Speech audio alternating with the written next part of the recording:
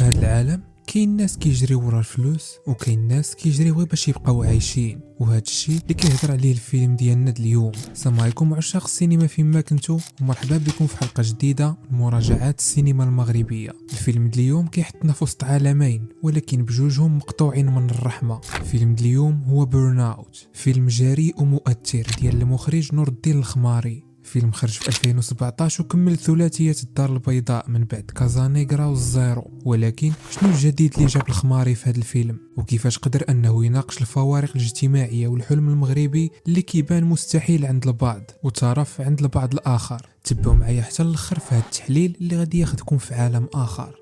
بيرن اوت هو واحد الفيلم اللي قدر انه يجسد ديك التناقضات الاجتماعيه الكبيره اللي كاينه في المغرب، وخصوصا في واحد المدينه اللي بالحجم ديال الدار البيضاء. القصه ديالو حاولت انها تجمع ما بين بزاف ديال الشخصيات في مجموعه من الصدف اللي عكست كيفاش الحياه المختلفه ديال الناس في مدينه الدار البيضاء ممكن انها تتلاقى بطرق غير متوقعه، وكيفاش ان المصير ديال كل شخصيه كيكون مرتبط بالقرارات ديال الاخرين. الفيلم قدر انه يعرض لنا الصوره القاسيه ديال المجتمع المغربي الحديث، فين المال والطموح والفراغ العاطفي كيكونوا هما السجن في حياه الناس. الفيلم جسد الدار البيضاء كانها شخصيه بحد ذاتها بالحركيه ديالها والضجيج ديالها، الشيء اللي خلاها جزء من الصراع الدرامي للشخصيات. استخدام بزاف ديال المواقع قدر انه يزيد من الاحساس بالتوتر، والطريقه باش كيتلاقاو الشخصيات ما كانتش عشوائيه ولكن كتعكس واحد المسار شبه محتوم بسبب التفاوتات الطبقيه والسياسيه. وانت كتفرج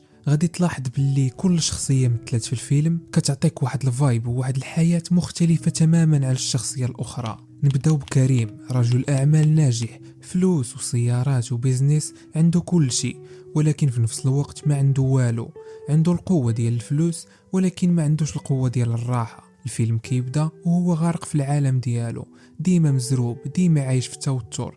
ولكن علاش هاد الشي كامل؟ جاد بحال بزاف ديال الناس ملي وصلوا للقمه اكتشفوا باللي القمه خاويه، الخدمه عنده ولات مرض، والعلاقه الزوجيه ديالو ولات بارده، والفلوس ما بقاتش عندها معنى بالنسبه ليه. ولكن مع ذلك باقي كيجري بلا ما يعرف فين غادي. ولكن في المقابل ديال جاد عندنا واحد الدري صغير سميتو ايوب، واحد الولد اللي عايش في واحد العالم مختلف تماما على العالم ديال جاد. دري زوين موهوب وكيرسم بحب، ولكن ساكن في واحد الواقع اللي ما كيخليش الاحلام ديالو تكبر. ولكن مع ذلك عنده عينين كيشوفوا شي حاجه اكثر من اللي في الزنقه واكثر من الفقر. ايوب هو واحد من هذوك الوليدات اللي يقدروا يكونوا فنانين كبار، ولكن في هذه البلاد الفن كيتحسب كترف والفقر كيمسح اي موهبه قبل ما تكبر. اللي كيعرف المخرج نور الدين الخماري غيعرف باللي الاسلوب البصري ديالو في التصوير قوي واستثنائي، وبيرن اوت ما كانش استثناء. نور الدين استعمل الوان قاتمه في بزاف ديال المشاهد باش يقدر يعكس الضغط الاجتماعي والنفسي اللي كيعيشوه هاد الشخصيات.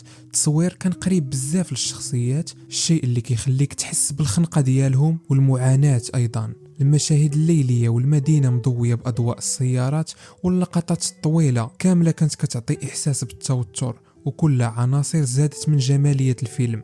بيرن اوت قدر انه يوصل بزاف ديال الرسائل عن طريق استعمال واحد الرموز والدلائل اللي مخفيه. مثلا الدراجه الخشبيه اللي كيبغي يصوبها ايوب كتمثل الطموح ديال الطبقه الفقيره اللي كيبقى مجرد حلم اللي صعيب انهم يحققوه، وجاد اللي عايش في القصر ديالو ولكن ما قادرش يلقى السعاده. هذا الشيء صور لنا الفراغ اللي كيحسوا به الاغنياء والاحساس ديال ان حياتهم بلا معنى. الحوارات اللي في الفيلم غالبا كانت محمله بمعاني فلسفيه مخفيه، الشيء اللي كيزيد من التعقيد ديال القصه وكيخليك تشوف الفيلم بتأني باش تفهم جميع الرسائل ديالو. اللي كيشوف فيلم بيرن اوت لاول مره كيقدر يتسنى شي نهايه اللي واضحه، ولكن الفيلم ما عندوش الرغبه باش يعطيك اجوبه اللي سهله، بحال اللي كيحاول يوصل لنا باللي هاد الفوارق والمشاكل غادي تبقى مستمره للابد. واش ايوب غادي يقدر يحقق الحلم ديالو؟ واش جاد غادي يلقى معنى للحياه ديالو؟ الفيلم كيبقى مفتوح للتاويلات، وهذا الشيء اللي كيخلي اي واحد يخرج بواحد الرؤيه مختلفه على القصه. بيرن اوت ماشي غير فيلم ولكن هو مرآة للحياه ديالنا. كل واحد فينا غادي يتعاطف مع شخصيه معينه. واش انت بحال جاد كتجري مور النجاح ولكن خاوي من من الداخل، ولا بحال ايوب كتحلم وباغي توصل ولكن الواقع كيسد عليك جميع البيبان. بيرن اوت كيبقى واحد الفيلم اللي جاري وضروري يكون في السياق ديال السينما المغربيه، فيلم اللي قدر انه يعري الفوارق الاجتماعيه بالروتوشات، ولكن من ناحيه التمثيل السيناريو وحتى الاخراج الفيلم دار خدمته بامتياز. وكتقييم شخصي الفيلم كيستحق المشاهده بكل امتياز، وبالخصوص الناس اللي كتبغي افلام اللي كتجبد المواضيع العميقه. خليو لي في لي كومونتير شنو الراي ديالكم وشنو الرساله اللي شفتوها في القصه. كانت هذه هي المراجعه ديالي لفيلم بيرن اوت. ما تنساوش ديروا لايك وفولو للباج باش يوصلوك اخر الافلام المغربيه والعالميه. كان معكم حسام من روكن موفيز اركايف، نشوفكم في المراجعه الجايه.